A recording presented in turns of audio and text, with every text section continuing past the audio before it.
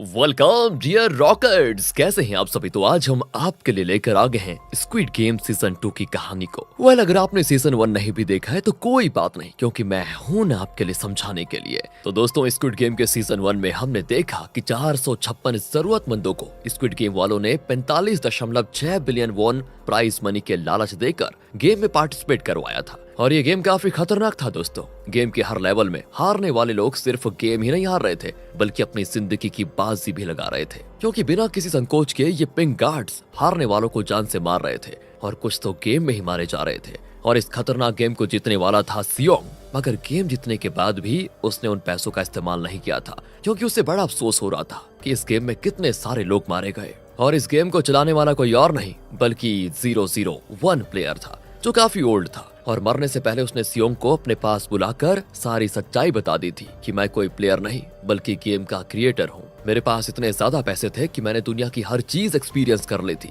और फिर मेरी लाइफ बोरिंग हो गई थी, इसलिए मैंने इस गेम को क्रिएट किया। इसके बाद दोस्तों, सियोंग ने अपने फ्रेंड डियोक्सू की मॉम को एक बैग पैसे दे दिए। दरअसल डियोक्सू फाइनल गेम में आने के बाद सियोंग को जिताने के लिए खुद को मार चुका था, और सियोंग की एक दोस्त साइबॉग थी, जिसकी मौत भी सियोंग की आंखों के सामने हो गई थी। तो उसका एक अनाथ भाई था दोस्तों, उसे भी सियोंग ने डियोक्सू की मॉम के पास छोड़ दिया था, ताकि ये दोनों एक दूसरे की फैमिली बनकर रहे। एक दिन सियोंग की नजर उसी सेल्समैन पर पड़ी जिसने स्टेशन पर उसे गेम में पार्टिसिपेट करने के लिए कार्ड दिए थे। सियोंग ने देखा कि वही सेल्समैन वही सेम कार्ड किसी दूसरे आदमी को दे रहा है। अब अंजाम तो सियोंग को अच्छे से पता था कि क्या होने वाला है, इसलिए उसने उस आदमी से वो कार्ड छीन लिया। तो गेम का जो फ्रंटमैन था उसने सियोंग को कॉल करके धमकाया कि तुम अपनी बेटी के पास जा रहे थे ना, अच्छा होता अगर वहीं चले जाते, हमारे काम में इंटरफेयर मत करो।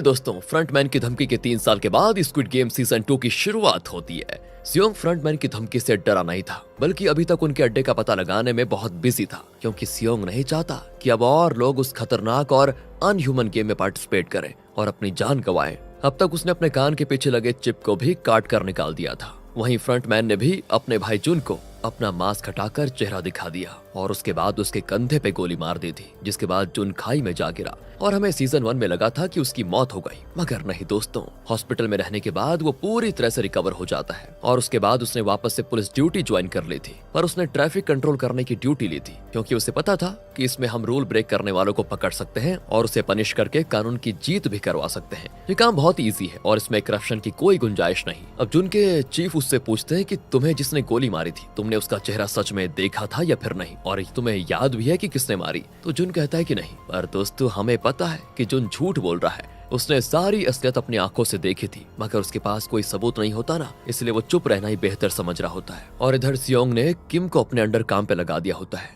दरअसल सीजन 1 में किम से ही सॉन्ग ने पैसे उधार लिए थे, और अब उसने किम की उधारी तो चुका दी, साथ ही उसे सेल्समैन को ढूंढने के लिए अलग से पैसे भी दे दिए हैं। और फिर किम अपने पंटर लोगों को सबवे में तैनात कर देता है कि कोई भी आदमी इस तरह की गेम खेलने के लिए कोई कार्ड दे तो उसके बारे में सियोंग को बताना है, क्योंकि अगर हम इस काम में कामयाब हो गए तो सियोंग हमें अलग से 1 बिलियन वॉन देगा। वहीं दोस्तों, जून भी चैन से बैठा नहीं होता। वो भी पार्क नाम के एक मछुआरे के साथ उस मिस्ट्री आइलैंड की तलाश में जाता है। पार्क कहता है कि बताओ जून, आज किस दिशा में जाना है? पिछले 1 साल में तो हम लगभग पूरा समुद्र छान मार चुके हैं, मगर हर बार कभी तूफान आ जाता है तो कभी आंधी आ जाती है, जिस वजह से हमें वापस लौटना पड़ता है। और मुझे तो लगता है कि तुम उस दिन ना बेकार ही बचे, क्योंकि 1 साल से जो हम इतना टाइम वेस्ट कर रहे हैं उस आइलैंड को ढूंढने में, वो बेकार ही है। मतलब दोस्तों, लगता है इन्होंने बहुत मेहनत कर ली है पिछले 1 साल में उस आइलैंड को ढूंढने में, लेकिन अभी तक इनके हाथ कुछ नहीं लगा। दूसरी ओर किम नए लोगों को अपनी गैंग में जोड़ रहा होता है और उन्हें समझाता है कि देखो, सबवे में एक मुस्टंडा मस्त सूट बूट पहन के हाथों में पैसों से भरा ब्रीफ केस लेकर आया है। वो हाथों में 2 कार्ड रेड और ब्लू भी लिए हुए है, और अनजान लोगों से दादा कीजी खेलने को कहता है, और जीतने वाले को एक कार्ड देता है जिसमें स्क्विड गेम के साइन बने होते हैं। हमें बस उस चिरकुट सेल्समैन को किसी भी हाल में ढूंढना है। फिर क्या था दोस्तों, सारे टपरी लोग ग्रुप बनाकर निकल जाते हैं उस सेल्समैन की तलाश में, और जिस ग्रुप को वो सेल्समैन मिलेगा ना, उसे 500 मिलियन वॉन देने वाला है ये किम। इसलिए सभी लोग बड़े एक्साइटेड होते हैं। वो हर सूट बूट वाले आदमी को चेक करते हैं। यहाँ ये लोग पूरे दिन उसे खोजते हैं, और उधर जून पूरे दिन समुद्र में मिस्ट्री आइलैंड को ढूंढने में लगा होता है। और वैसे ये तो इनका रोजाना का रूटीन बन चुका है। कई दिन बीत जाते हैं, पर दोनों में से किसी को कुछ पता नहीं चलता। पार्क तो जून को समझाता भी है कि देखना, किसी दिन तुम्हारे उस मिस्ट्री आइलैंड के चक्कर में ना मैं खुद हिस्ट्री बनकर रह जाऊंगा। देखो, तुम मुझे जहाँ मिले थे ना, वहाँ आसपास सैकड़ों आइलैंड है, और वहाँ पे पानी का बहाव भी बहुत ज्यादा रहता है। जब खुद तुम्हें नहीं पता कि तुम किस आइलैंड पे थे, तो किसी और को क्या ही पता रहेगा, खासकर मुझे। तो जून भी कह देता है कि ठीक है भाई, मैं आपसे आपको परेशान नहीं करूंगा। मगर दोस्तों यहाँ पर एक दिन किम जब अपने साथी के साथ स्टेशन पे होता है तो उससे वो सेल्समैन दिख जाता है, वो भी एक आदमी के साथ दादा कीजी खेलते हुए। किम तुरंत ही कॉल करके सियोंग को इन्फॉर्म कर देता है। सियोंग पूछता है कि किस स्टेशन पे हो तुम। किम बताता है कि जोंगगाक स्टेशन पर, मगर वो खेल खत्म कर चुका है और यहाँ से जा भी रहा है। तो सियोंग किम को उसका पीछा करने को कहता है और कहता है कि मैं भी जल्द वहाँ पर पहुंचने वाला हूँ, तुम बस उसे अपने हाथों से निकलने मत देना। अब देखिए वो सेल्समैन एक दुकान पर जाता है, वहाँ से ढेर सारी ब्रेड खरीद लेता है और फिर एक दुकान से ढेर सारी स्क्रैच कार्ड। फिर वो एक पार्क के नजदीक एक बेघर आदमी को जगाता है और कहता है कि कब तक सोएगा, अब तो जाग जा और अपनी उधारी की जिंदगी खत्म कर ले। फिर वो अपने एक हाथ में ब्रेड और एक हाथ में स्क्रैच कार्ड दिखाकर कहता है कि एक से अपनी भूख मिटा सकते हैं और दूसरे से अपनी किस्मत बदल सकते हैं, चॉइस तुम्हारे हाथ में है कि क्या करना है। तो वो गरीब आदमी अपनी किस्मत आजमाना चाहता था दोस्तों। कार्ड स्क्रैच करने पे वो हार जाता है तो वो सेल्समैन वहाँ से चला भी जाता है। फिर वो गरीब आदमी उससे ब्रेड मांगता रह जाता है, मगर वो देता नहीं और दूसरे गरीब आदमी के पास जाता है। एक के बाद वो एक गरीब आदमी के पास जाता है और उन सब के साथ वो गेम खेलता है। कोई कोई तो ब्रेड चूज करके अपना पेट भर लेता है, मगर ज्यादातर लोग किस्मत को ही आजमाना चाहते थे। दूर से ये सब कुछ किम और उसका साथी देख रहे होते हैं और सोचते हैं कि देखने में तो ये भला आदमी लगता है, पता नहीं इसके पीछे का क्या राज है जो सियोंग पागलों की तरह इस आदमी के पीछे पड़ा हुआ है। फिर दोस्तों ये दोनों कुछ ऐसा देखते हैं कि बिल्कुल हैरान, वो सेल्समैन भी सारे ब्रेड को गिराता है और गरीब लोगों से कहता है कि खाने की बर्बादी आप लोगों ने की है, मैंने आपको मौका दिया था मगर आपने इसे नहीं चुना, मतलब खाने को नहीं चुना। फिर तो वो सेल्समैन उछल उछल कर ब्रेड को अपने जूतों से मसल देता है। दूसरी ओर सियोंग बड़ी तेजी से उस ओर आ रहा होता है तो ट्रैफिक पुलिस उसे रुकवा कर उसका लाइसेंस देखने को मांगती है और उस पर 60,000 का चालान काटती है। सियोंग भी चालान को लेकर बिना कुछ कहे जल्दी से निकल जाता है। फिर वो ट्रैफिक पुलिस अपने सीनियर ऑफिसर जून से कहता है कि सर बड़ी हैरत की बात है, उस आदमी ने मुझसे बहस तक नहीं की। कोई दूसरा आदमी होता तो चालान कटने की वजह से बहुत गिड़गिड़ाता या फिर गुस्सा दिखाता, लेकिन इसने ऐसा कुछ नहीं किया। दरअसल जून थोड़ी दूरी में था दोस्तों, तो उसने सियोंग की शक्ल नहीं देखी थी, मगर उसे भी थोड़ी थोड़ी गड़बड़ी लगती है और लाइसेंस नंबर से वो सियोंग की डिटेल्स निकलवाता है। तो जब उसकी फोटो देखता है ना तो पहचान जाता है कि अरे ये तो वही सियोंग है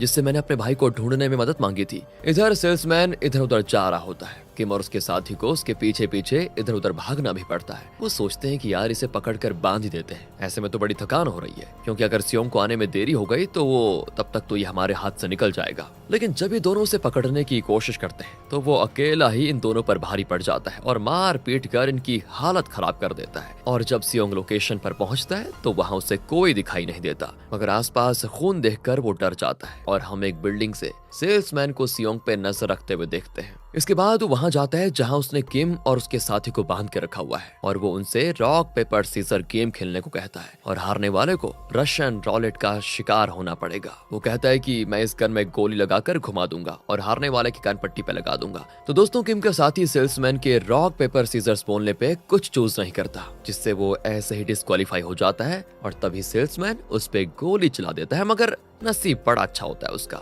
इस बार गोली नहीं चलती। ये देखकर दोनों की हालत खराब हो जाती है और नेक्स्ट टाइम गेम सही से खेलते हैं। इस बार किम हारता है तो उस पे भी गोली चलती है, मगर वो भी बच जाता है। फिर कई सारे राउंड खिलवाए जाते हैं जिसमें आखिरकार गोली किम की कन पट्टी पे चल जाती है और उसका साथी चोय जिंदा बच जाता है। इसके बाद जब सियोंग थक हार कर अपने होटल रूम वापस पहुंचता है तो वहां पहले से ही सेल्समैन उसका इंतजार में होता है, क्योंकि उसे किम के साथी चोय ने सारी बात बता दी थी। तो सेल्समैन कहता है कि तुमने तो बड़ी शिद्दत से मुझे खोजने की कोशिश की है, रीजन बता सकते हो? सियोंग कहता है कि तुम्हारा थैंक यू कहना था, तुम्हारी वजह से ही मैं इतने पैसे कमा पाया हूँ कि मैं पूरी जिंदगी खर्च नहीं कर पा रहा हूँ इसे। वैसे बस मैं तुम्हारे सीनियर से मिलना चाहता हूँ, मुझे उनसे एक बार मिलवा दो, मैं उसे कुछ बताना चाहता हूँ। इस पे सेल्समैन कहता है कि तुम मुझे बता दो, मैं तुम्हारा मैसेज आगे भेज दूंगा। लेकिन यहाँ सियोंग उसकी इंसल्ट कर देता है कि मैं तुम जैसे 2 कौड़ी के आदमी से वो बात नहीं कर सकता जो मुझे तुम्हारे सीनियर से करनी है, और वैसे भी तुम्हारी समझ में वो बात आएगी नहीं। इस पे वो सेल्समैन जवाब देता है कि मैं यहाँ तक कैसे पहुँचाऊँ इसका तुम्हें अंदाजा भी नहीं है सियोंग। हाँ, सियोंग कहता है कि तुम उनके पालतू कुत्ते कैसे बने ये जानने में मुझे रत्ती भर भी इंटरेस्ट नहीं है, मुझे तो बस तुम्हारे बॉस से बात करनी है। और तब सेल्समैन कहता है कि गेम जीतकर तुम खुद को 30 मार खान समझने लगे हो क्या? तुम में और मुझ में कुछ खास फर्क नहीं है। फिर सेल्समैन रशियन रॉलेट गेम खेलता है सियोंग के साथ, जिसमें वो खुद ही मारा जाता है और गोली की आवाज को सुनकर जून अंदर आता है। दरअसल जून ने सियोंग का पता लगा लिया था और वो उससे मिलने के लिए आ रहा होता है, मगर वो गलती से होटल के दूसरे रूम में चला जाता है जहां उसे चोय बिस्तर पे बिना कपड़ों के बंधा हुआ मिलता है। उसका मुंह खोलने पर चोय उसे बताता है कि आवाज बगल वाले रूम से आई थी। तो जून बगल वाले रूम में जाता है और देखता है कि वहाँ सेल्समैन की लाश पड़ी हुई है, जिसकी पॉकेट से सियोंग एक कार्ड निकालता है। दरअसल उसी कार्ड में सेल्समैन के बॉस की इन्फॉर्मेशन होती है। अब इससे पहले कि जून सियोंग को अपनी हिरासत में लेता, चोई आकर मार के जून को बेहोश कर देता है और फिर सियोंग को सारी बात बताता है कि बॉस ने मेरी जान बचाने के लिए खुद को कुर्बान कर दिया। वो जानबूझकर गेम हार गए और इस कमीने ने मेरे भाई जैसे बॉस को मार दिया। आपने अच्छा किया जो इसकी जान ले ली। सियोंग फिर उस कार्ड के पीछे देखता है जिसपे लिखा होता है 31 अक्टूबर मिडनाइट क्लब HDH। जून जब होश में आता है तो उसकी आईडी देखकर सियोंग को याद आ जाता है कि अच्छा ये तो वही आदमी है जो अपने भाई के बारे में पूछते हुए मेरे घर तक आया था। तब जून बताता है कि तुम्हें याद नहीं है, लेकिन हम उससे भी पहले मिस्ट्री आइलैंड पे मिल चुके हैं। मैं मास्क वाला बनकर अपने भाई को ढूंढते हुए वहाँ पर आया था। मैंने तुमसे इन्हों के बारे में पूछा था और तब तुमने कहा था कि हम लोग यहाँ पर किसी का नाम नहीं जानते। तो मैं तुम्हें बता दूं, इन्हों मेरा बड़ा भाई था। एंड अब जून प्रेजेंट में पूछता है कि तुमने ये किसकी जान ले ली। तब सियोंग सारी बात उसे समझाता है कि यही गेम के लिए खिलाड़ी को चुनता है और मैंने इसे नहीं मारा, ये खुद ही अपने गेम का शिकार हुआ है। मैं तो बस उस कमीने की तलाश में हूँ जो सालों से ओनाम के नाम से ये गेम चला रहा है। दोस्तों, ओनाम वही बूढ़ा आदमी था जिसकी सीजन 1 के एंड में ट्यूमर की वजह से मौत हो गई थी, सियोंग की आंखों के सामने वो भी। जून समझ जाता है कि ये तो मेरे भाई के बारे में ही बात कर रहा है, मगर वो ये बात सियोंग को नहीं बताता कि वो फ्रंटमैन मेरा भाई इनो ही है। पर उसे अपने भाई की फिक्र होती है और वो सियोंग से जानना चाहता है कि क्या तुम फ्रंटमैन को ढूंढकर उसे मार डालोगे क्या। तो सियोंग जवाब देता है कि उसे मारने से ये गेम हमेशा हमेशा के लिए बंद नहीं होने वाला, क्योंकि ओनाम ने मरने से पहले मुझे बताया था कि ये गेम उसने अपने खास क्लाइंट्स के लिए बनाया है, मुझे बस उन तक पहुंचना है। और तब जून कहता है कि इसमें मैं तुम्हारी मदद कर सकता हूँ। पर तभी जोई कहता है कि सर इस पे यकीन मत कीजिए, ये एक पुलिस वाला है और पुलिस वाले किसी के सगे नहीं होते। मगर जून कैसे भी करके सियोंग को मनाकर अपने साथ मिला देता है। अब सियोंग उन्हें अपने खास रूम में लेकर जाता है जहां उसने प्राइज मनी रखी हुई है। वो कहता है कि मैं इसी प्राइज मनी से उन लोगों को तबाह करूंगा, देखना अगर तुम दोनों मेरा सच में साथ दोगे तो मैं तुम्हें मुंह मांगी कीमत दे दूंगा। जून कहता है कि देखो मुझे पैसों का कोई लालच नहीं है। जोई भी कहता है कि उन्होंने मेरे सामने मेरे भाई जैसे बॉस की जान ले ली, मैं भी उनका बदला लेने के लिए आपके साथ रहूंगा। तो आगे सियोंग अपने हथियारों का जखीरा दिखाता है। दरअसल दोस्तों, सियोंग ने ये पूरा होटल ही खरीद लिया था और फिर यहाँ वो इतने दिनों से अपने मिशन की तैयारी कर रहा था। अब सियोंग जून से कहता है कि अगर तुम मुझसे हाथ मिलाना चाहते हो तो तुम्हें पुलिस की नौकरी छोड़नी पड़ेगी। इसके बाद सीन एक अम्यूजमेंट पार्क पर शिफ्ट होता है। यहाँ न्यूएल नाम की लड़की पिंक कलर की बनी कॉस्ट्यूम पहनकर बच्चों के साथ खेल रही होती है। ब्रेक में फिर वो मेकअप रूम में आती है तो कॉस्ट्यूम उतारती है, क्योंकि पसीने से इतनी गर्मी में उसका हाल बेहाल हो गया था। तभी एक बच्ची वहाँ पर आती है तो सभी लोग अपना फेस कार्टून कैरेक्टर्स कॉस्ट्यूम से ढक लेते हैं। वो बच्ची पिंक बनी के पास आती है और अपनी बनाई हुई ड्राइंग उसको देती है और इस दौरान वो बनी के हाथ पे कई सारे कट्स लगे हुए देखकर पूछती है कि तुमने अपना हाथ क्यों काटा। तो बनी कॉस्ट्यूम से उसे तुरंत ही ढक लेती है। तभी वो बच्ची एक पिगी को बिना उसके कॉस्ट्यूम को देखकर डर जाती है और रोती भी है। इसी बीच उस बच्ची के डैड नायोन नायोन चिल्लाते हुए वहाँ पर आते हैं और अपनी बेटी को हक करके उसे लेकर चले जाते हैं। और तभी न्यूएल अपने कॉलिग्स को आपस में बात करते हुए सुनती है कि इस बच्ची को ब्लड कैंसर है और इसके डैड बेचारे एक मामूली से पेंटर हैं। इन्होंने ही अम्यूजमेंट पार्क के दीवारों पे पेंटिंग्स करी थी। नायोन को बोन मैरो ट्रांसप्लांट की जरूरत है, मगर उसके डैड के पास उतने पैसे नहीं है। ये सुनकर न्यूएल को नायोन के लिए बहुत ही बुरा लग जाता है कि बेचारी क्या होगा इसका। रात में सियोंग अपने फ्रेंड डियोक्सू की मॉम की शॉप के थोड़े नजदीक जाता है। वहाँ वो आंटी को उस बच्चे शियोल के साथ देखकर इमोशनल हो जाता है। शियोल अब थोड़ा बड़ा भी हो गया है दोस्तों। इसके बाद सियोंग एक एजेंट से मिलता है जिससे उसे पता चल जाता है कि साइबॉग की मॉम हाल ही में प्रिजन कैंप से आजाद हुई है, क्योंकि वो जहाँ पर रह रही थी ना, वहाँ कैदियों में टीबी की बीमारी फैली हुई थी, इसलिए उन्हें भी टीबी हो गई थी। तो सियोंग एजेंट से कहता है कि तुम किसी तरह उन्हें यहाँ पर लेकर आ जाओ और पैसों की जरूरत हो तो मुझसे कह देना। सियोंग के जाने के बाद एजेंट के पास न्यूएल आती है दोस्तों, जो एजेंट को पैसों की गड्डी देकर दूसरे देश में अपनी बच्ची को ढूंढने के लिए कहती है। एजेंट कहता है कि मैंने अपनी तरफ से पूरी कोशिश करके देख ली है न्यूएल, तुम ही सोचो माँ बाप के बिना 1 साल की बच्ची नॉर्थ कोरिया में कैसे जिंदा रह सकती है, वो भी वैसी बच्ची जिसकी माँ अपने सीनियर ऑफिसर को गोली मारकर साउथ कोरिया भाग आई हो। मैं समझ सकता हूँ कि माँ के लिए अपनी बच्ची को भुला पाना पॉसिबल नहीं है, मगर अभी कोई और रास्ता भी तो नहीं है हमारे पास। रात में न्यूएल अपनी फैमिली फोटो देखकर खूब रोती है। वो दिन में अम्यूजमेंट पार्क में काम करती है और रात में अपनी कार में अम्यूजमेंट पार्क के पार्किंग एरिया में सो जाती है। हर रात न्यूएल को सिक्योरिटी गार्ड परेशान करता है, उसे वहाँ से मतलब जाने को कहता है। इसलिए आज जब कोई विंडो नॉक करता है ना, तो न्यूअल कहती है कि सॉरी मैं अभी यहाँ से जाती हूँ, मगर सामने एक सूट बूट वाला आदमी होता है जो न्यूअल को स्क्विड कार्ड देकर चला जाता है। अगले दिन की बात है, इनो की वाइफ की बरसी होती है, इसलिए जून अपने भाभी की कब्र पर फूल चढ़ाने के लिए जाता है और कॉल पे उसकी मॉम कहती है कि बेटा ध्यान से देखना, अगर तुम्हारा बड़ा भाई जिंदा होगा तो वो अपनी वाइफ की कब्र पे फूल चढ़ाने के लिए जरूर आएगा। मगर फिर रात में डिनर पे जून अपनी मॉम को बताता है कि मॉम वहाँ मेरे अलावा कोई नहीं आया था। तो उसकी मॉम इमोशनल हो जाती है और कहती है कि लगता है इनो हमसे कोई रिश्ता रखना ही नहीं चाहता, उसके दिल में हमारे लिए अभी भी नाराजगी है, शायद मैं उसकी सौतेली माँ हूं ना, इसीलिए उसे लगता है कि मैं उससे प्यार नहीं करती। उसने अपनी किडनी देकर तुम्हारी जान बचाई थी, मगर उसकी वाइफ जब बीमार थी तो मैं कुछ नहीं कर पाए, इसलिए वो मुझसे नाराज है। इस पे जून भड़क जाता है और कहता है कि रिश्वत लेने का फैसला उनका था, इसलिए उनके साथ जो कुछ भी हो रहा है ना, उसके जिम्मेदार भैया खुद हैं। अगले दिन दोस्तों नायोन उदास हो जाती है क्योंकि आज पिंक बनी ने उसे चॉकलेट नहीं दिया। दरअसल उसे नहीं पता कि आज बनी कॉस्ट्यूम में न्योल नहीं बल्कि कोई और है। न्योल तो अपने सुपरवाइजर से काम से रिजाइन करने की बात कर रही होती है और जब वो काम छोड़कर जाने लगती है ना, तो उसकी नजर नायोन पर पड़ती है जो बेहोश हो गई थी और उसके डैड उसे एम्बुलेंस से हॉस्पिटल लेकर जा रहे होते हैं। उसे नायोन के लिए बहुत ही बुरा फील होता है, तो रात में वो नायोन से मिलने हॉस्पिटल भी पहुंच जाती है। वहाँ वो उसके डैड को पैसों का इंतजाम करने की बात करते हुए देखती है। तब न्योल सोचती है कि मैं अपनी बेटी को तो नहीं बचा पाई, मगर मैं स्क्विड गेम में हिस्सा लेकर नायोन की जान बचाना चाहती हूँ। तो वो स्क्विड कार्ड पे दिए गए नंबर पे कॉल करती है और उसे बताया जाता है कि आपको 31 अक्टूबर को पिक कर लिया जाएगा। इधर सियोंग एक डेंटिस्ट की हेल्प से अपने दांत उखड़वाकर नकली दांत लगाता है और उस नकली दांत में उसने एक चिप भी लगवाई होती है, वो इसीलिए ताकि उसकी लोकेशन को ट्रेस किया जा सके। इसके बाद सियोंग अपनी बेटी को कॉल करता है मगर कुछ कहता नहीं। तब उसकी माँ कहती है कोई रॉन्ग नंबर होगा। एंड दोस्तों अब स्वागत है आपका 31 अक्टूबर की रात में। सियोंग अपने आदमियों को बाहर छोड़कर खुद HDH क्लब में जाता है। आज हैलोवीन का दिन था, इसलिए क्लब में बहुत ही भीड़ होती है। जून उसी क्लब में 2 पिंक गार्ड को सूट पहन के जाते हुए देखता है। फिर वो पिंक गार्ड सियोंग को अपने साथ एक व्हाइट लिमोजिन में लेकर निकल जाते हैं। तभी जून भी अपने आदमियों को उनका पीछा करने को कहता है। लिमोजिन के अंदर स्पीकर से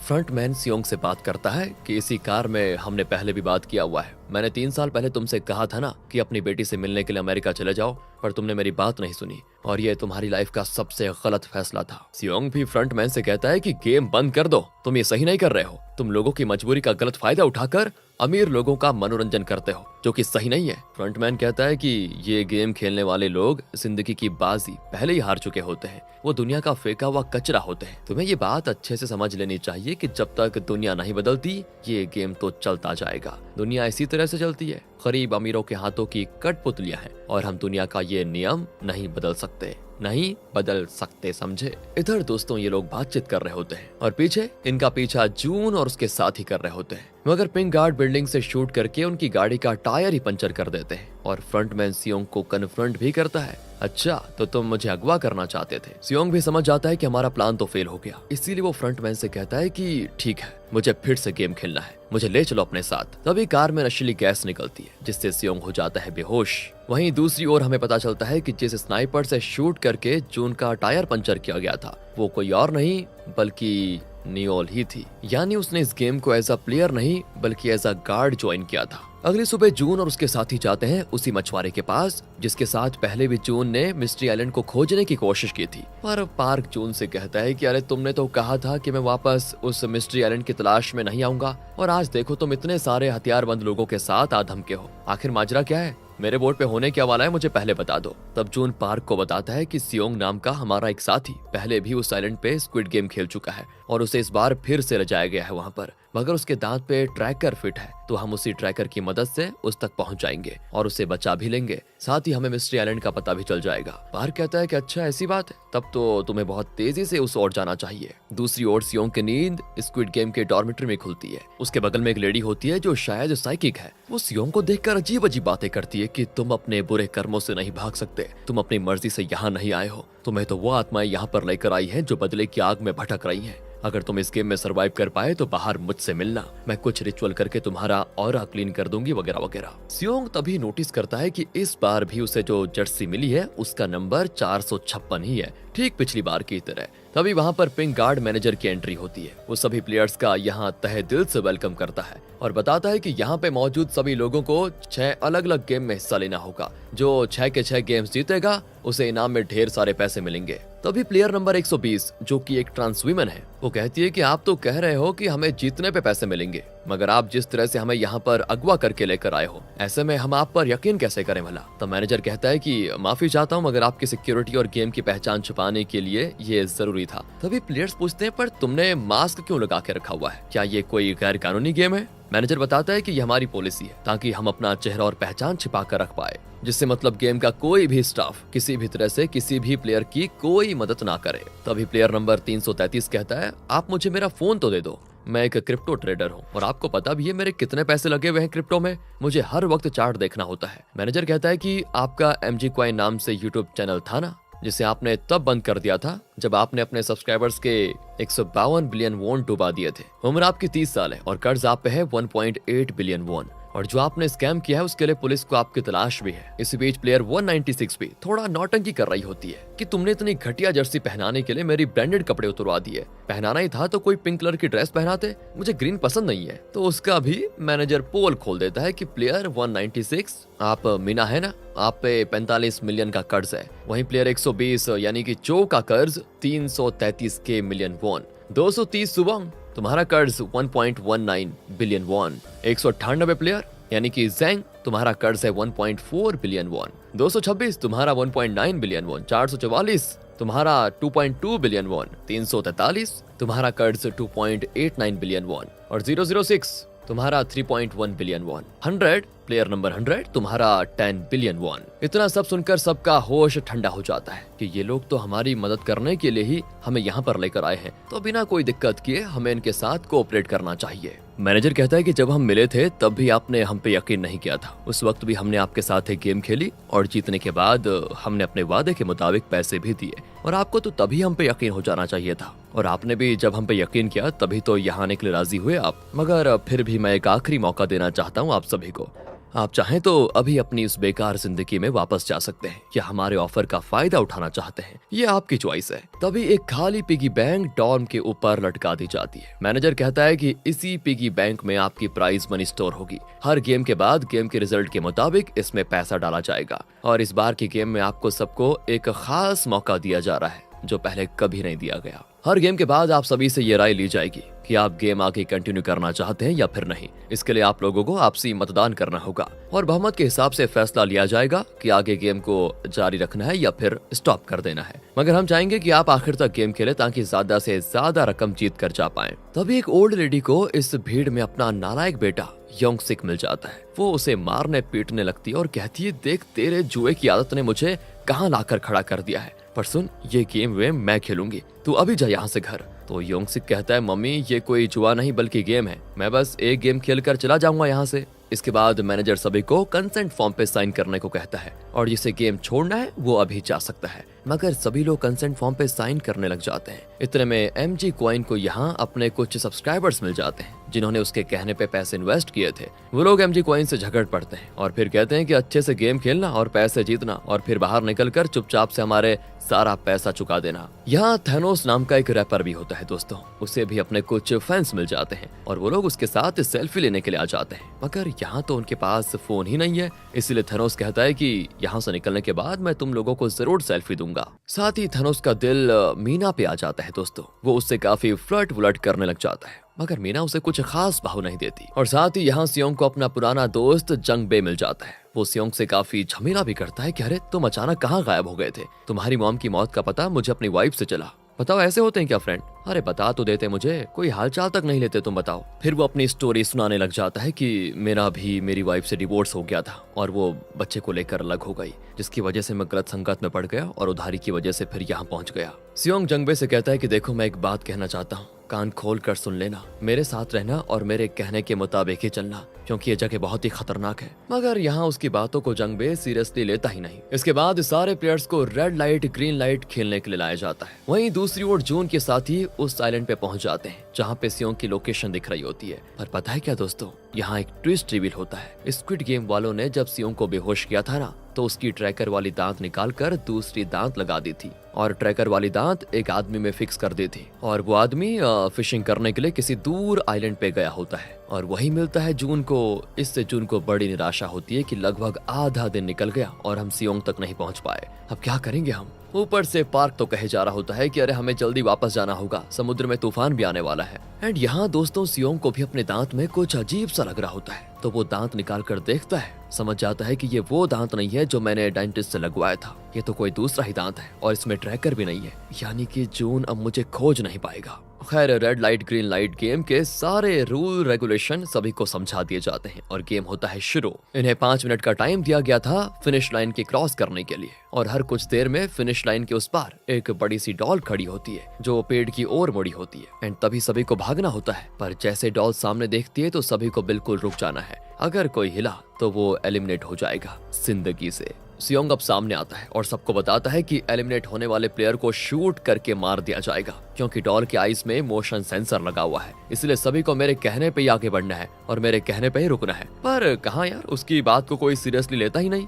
मगर क्योंकि उन्हें जीतना तो था ही, इसलिए वो सियोंग के इंस्ट्रक्शन पे चलते रहते हैं। इसलिए आधी गेम खत्म हो जाती है और अभी तक सभी सेफ होते हैं। मगर फिर अचानक मीना के गर्दन पे कहीं से उड़ते उड़ते मधुमक्खी आकर बैठ जाती है। तो थैनोस तो उसको बताता है कि तुम्हारे वहाँ मधुमक्खी बैठी हुई है। मीना डर कर उछल जाती है और मधुमक्खी को भगाने लगती है। फिर वो कहती है कि देखो मैं तो हिल गई पर मुझे तो कुछ भी नहीं हुआ। तभी एक गोली आकर ठीक उसके माथे पे लगती है और उसके खून से थैनोस का चेहरा लाल हो जाता है। फिर वो मधुमक्खी उड़कर दूसरे लेडी के ऊपर बैठ जाती है और फिर एक के बाद एक लोग अपने बगल में गोली चलने से डर कर भागने लगते हैं। सियोंग तो गला फाड़ फाड़ कर चिल्ला रहा होता है कि कोई भागो मत, रुक जाओ। मगर एक तरह से भगदड़ी मच गई थी और बहुत सारे लोग मारे जाते हैं इसमें। तब बाकी लोगों का होश ठिकाने आ जाता है और वो सियोंग की बातों को सीरियसली ले लेते हैं। सियोंग फिर कहता है कि जो लोग लंबे हैं वो सामने आ जाएं और कम हाइट के लोगों को अपने पीछे छिपा लें। इससे होगा ये कि सेंसर उन्हें डिटेक्ट नहीं कर पाएगा, जिससे अगर वो हल्का फुल्का हिलेंगे भी तो कोई बात नहीं होगी। पर डर के मारे फिर भी कई सारे लोग हिलकर कैमरा में डिटेक्ट हो जाते हैं और मारे जाते हैं। न्यूएल अभी नई नई शूटर बनी थी तो उससे एक गलती हो जाती है। वो एक आदमी को जान से मारने के बजाय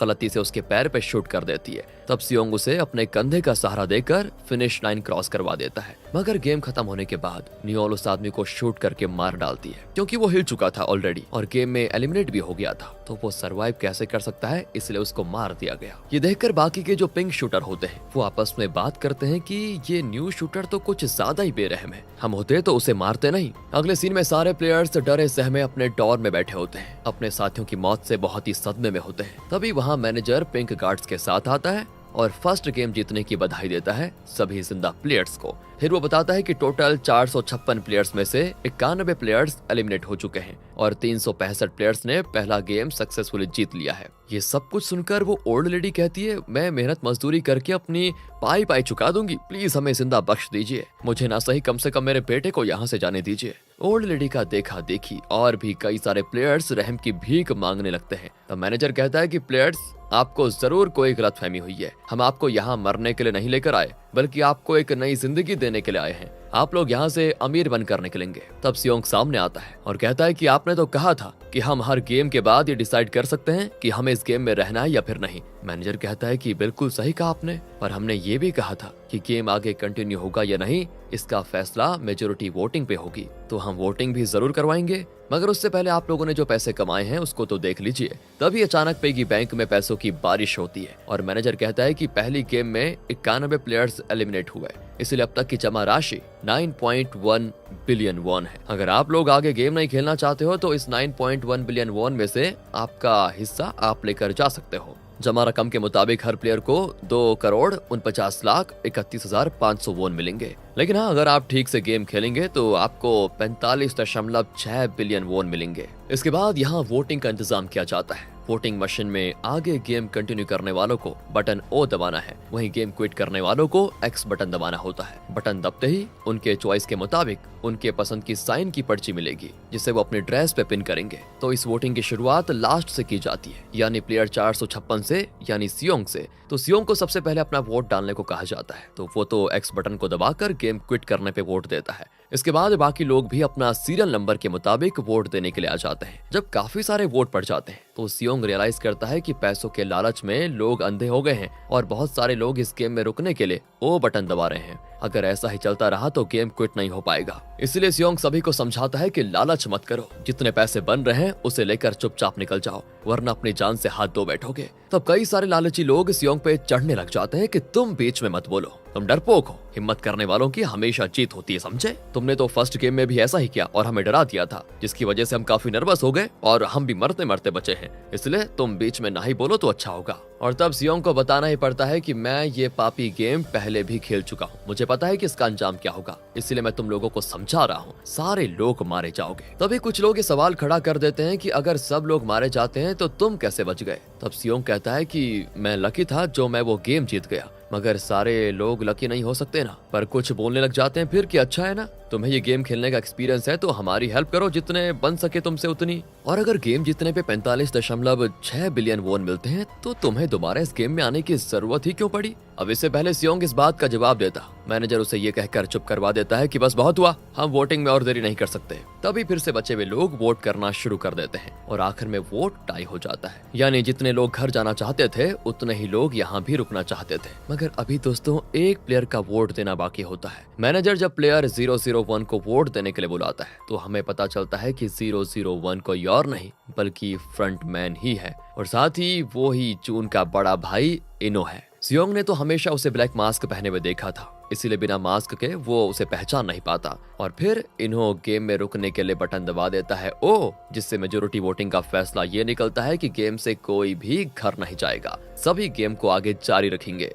अब आगे हम देखते हैं कि सभी प्लेयर्स को उनका लंच बॉक्स दिया जाता है। सियोंग कुछ नहीं खाता तो उसका फ्रेंड चंगबे अपने खाने में से एक चम्मच उसकी ओर करते हुए कहता है कि अरे खाने से क्या नाराजगी, पहले पेट पूजा फिर काम तुझा यार, और वैसे भी जो होता है अच्छे के लिए होता है। तब सियोंग जवाब देता है कि पता है पिछली बार भी मेरे एक दोस्त ने ऐसा ही कुछ लाइन कहा था, मगर फिर क्या हुआ, वो जिंदा यहाँ से नहीं लौट पाया। तभी वहाँ पर प्लेयर 001 यानी इन्हो कुछ और लोगों के साथ आता है और सियोंग से कहता है कि तुम तो पुराने खिलाड़ी हो तो तुम हमें गाइड क्यों नहीं करते, तुम्हें तो अगली गेम भी पता होगी ना। तो दोस्तों सियोंग ने जब भी इन्हो की आवाज सुनी थी तो स्पीकर के थ्रू ही सुनी थी, जिसमें आवाज का बेस काफी ज्यादा बढ़ा हुआ होता था, और अब जब इन्हो उसके सामने है तो बिना किसी इफेक्ट और फिल्टर वाली आवाज के सियोंग उसे पहचान ही नहीं पाता, और ना ही वो इतना दिमाग लगा पाता है कि लास्ट टाइम भी प्लेयर 001 इस गेम का क्रिएटर था, तो इस बार भी कोई ना कोई गेम वाला बंदा ही होगा, ये वो सोच नहीं पाता। बेचारा सियोंग उसे जेन्युइन इंसान समझकर बताता है कि पिछली बार हमारी सेकंड गेम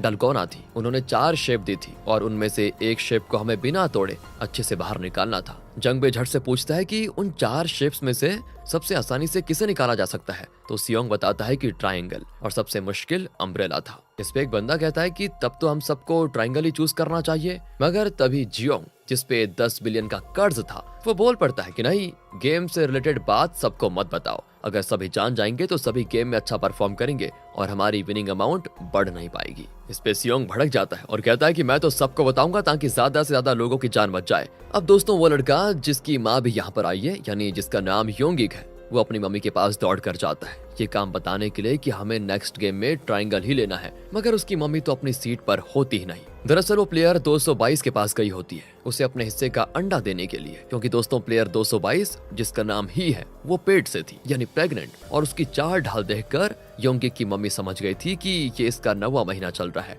ऐसे में उसे अपनी सेहत का अच्छे से ख्याल रखना चाहिए, तो वो अपने हिस्से का अंडा उसको देने के लिए गई थी। दूसरी ओर थैनोस और उसका फ्रेंड एमजी कॉइन को बुली करते हैं और बार बार एक ही बात करते हैं कि गेम से जीते हुए पैसे चुपचाप हमें दे देना, क्योंकि तुम्हारी वजह से ही हमने क्रिप्टो में पैसे लगाए थे और अपने इतने सारे पैसे गवा दिए। और ये बहसबाजी धीरे धीरे हाथापाई में बदल जाती है। तो चंगबे देहाओ नाम के एक जवान लड़के से कहता है कि अरे अरे जाओ इनकी लड़ाई छुड़ाओ, मगर देहाओ सोच में पड़ जाता है। तभी इन्हो सामने आता है और कहता है कि शर्म नहीं आती, तुम 2 लोग मिलकर एक को मार रहे हो, बड़े छोटे का कोई लिहाज नहीं है क्या? इस पे थैनोस और उसका फ्रेंड इन्हो को उल्टा पुल्टा बोलने लग जाते हैं कि तुम हो कौन। बस दोस्तों इन्हो के सब्र का बाण टूट जाता है और जब ये लोग कह देते हैं कि जाना बूढ़े, घर पे जाकर अपनी बीवी बच्चे संभाल। अब वो ये कह तो देते हैं दोस्तों, लेकिन उन्हें नहीं पता, लेकिन हमें पता है कि इन्हो की बीवी की मौत हो चुकी है, इसीलिए वो गुस्से में इन दोनों की जमकर पिटाई कर देता है और इतना मारता है कि दिन में तारे दिखा देता है इनको। तब दोनों सॉरी बोलकर अपनी जान छुड़ा देते हैं। अब रात में सभी गार्ड्स को यानी जो सोल्जर्स थे उन सभी को अपने रूम में वापस जाने के लिए बोल दिया जाता है। न्यूएल जब अपने रूम में आती है तो उसे याद आता है कि मैंने प्लेयर्स में